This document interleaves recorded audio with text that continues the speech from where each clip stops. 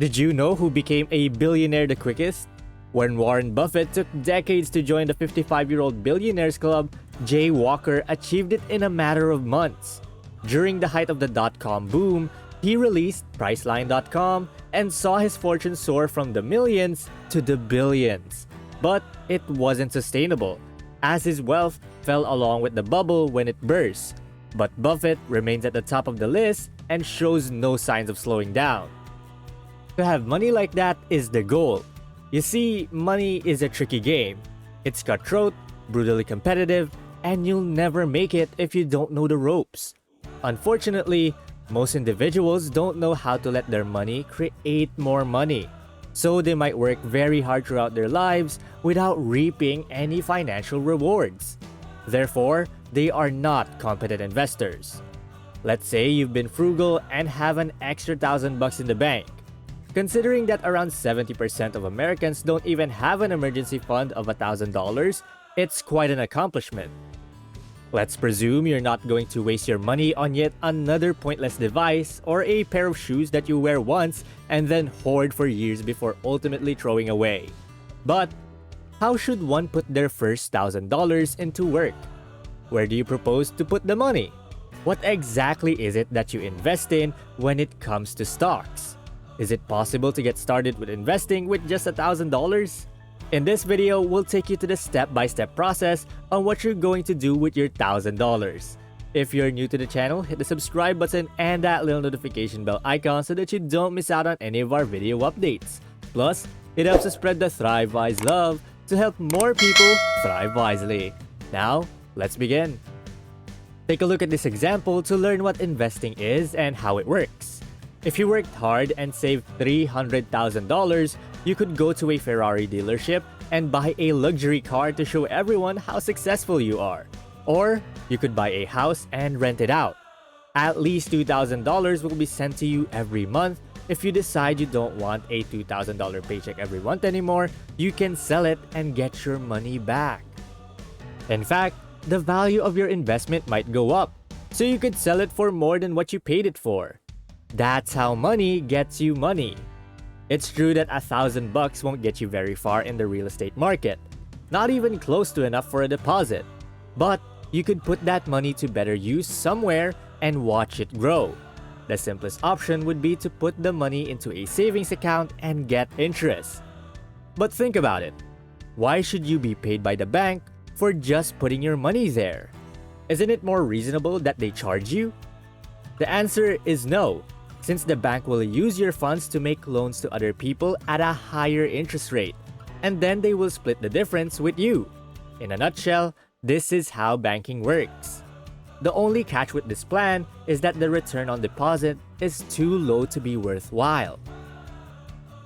There is currently a maximum possible rate of 0.8%. To put it another way, if you put that $1,000 into a savings account right now, a year from now you'll have an additional $8. That is terribly low, since the Federal Reserve aims for an inflation rate of 2 to 3% annually.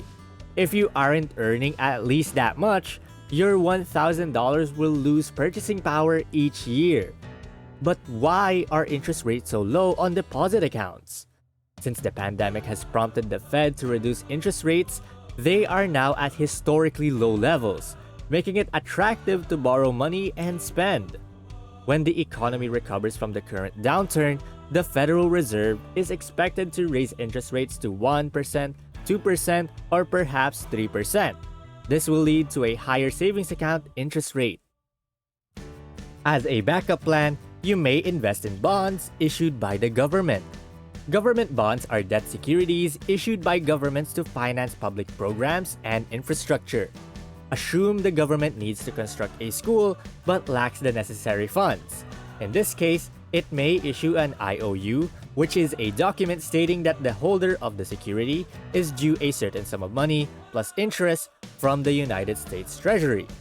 Yes, this is an oversimplification, but hopefully you get the idea. Since interest rates are exceptionally low this year, government bond rates are also very low, at about 1%.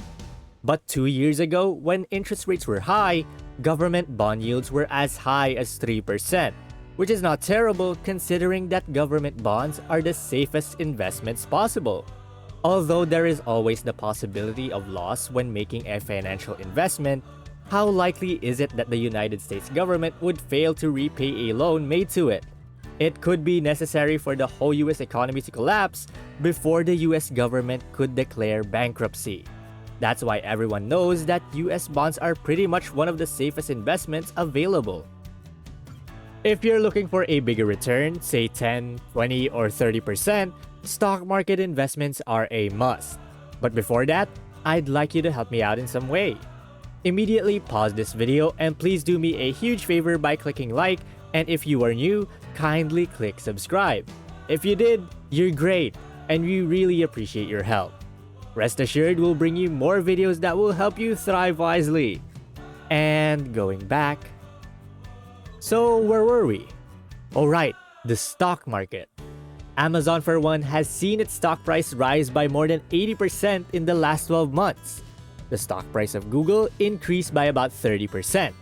The price of Tesla shares jumped by 721% in just 1 year. And yes, an increase of 721%. After all, if you could easily double your money via investments in the stock market, why would you ever consider putting your money somewhere else? The answer is risk. If you invest in government bonds, for instance, you're not taking much of a chance. Indeed, there is little danger involved. However, when it comes to specific firms, there is always the possibility that the company will collapse, that it will announce negative results, or that other bad news would cause the stock price to drop.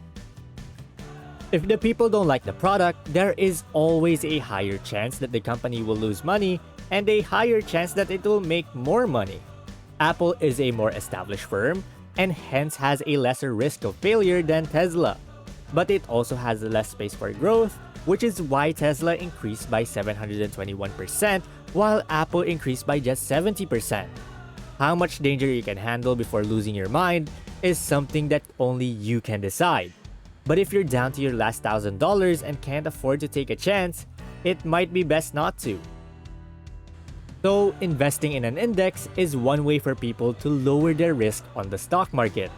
The most well-known is the S&P 500, which follows the top 500 US companies.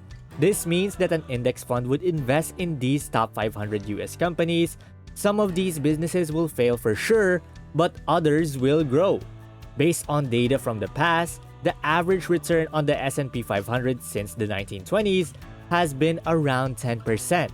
This means that when you buy a share of one of these index funds, you buy a small piece of the top 500 US companies. VOO, which is the Vanguard Index Fund, QQQ, which is an index fund by Invesco, and Fidelity Zero Total Market Index Fund are my top 3 favorite index funds.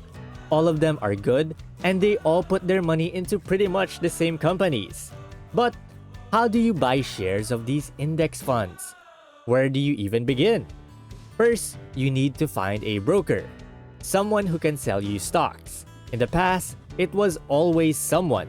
You had to pick up the phone, call him, and ask him to sell you some shares.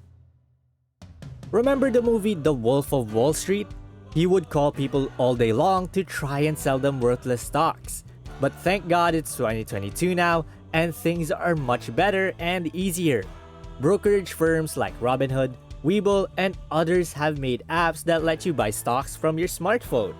You can start investing as soon as you download and sign up for one of these apps.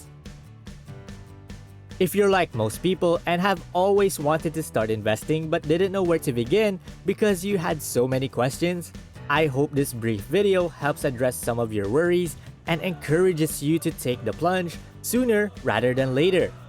Thank you guys so much for watching today's video. If you enjoyed this, then you will probably learn a lot more from watching this other video. Only the rich people know these 7 shocking rules about money. If you click on the screen right now, you can go and watch that. Do you want to learn more on how to thrive wisely? What videos would you want to watch next? Feel free to comment down below. And please don't forget to click the subscribe button to see more videos on how to thrive wisely. Till next time.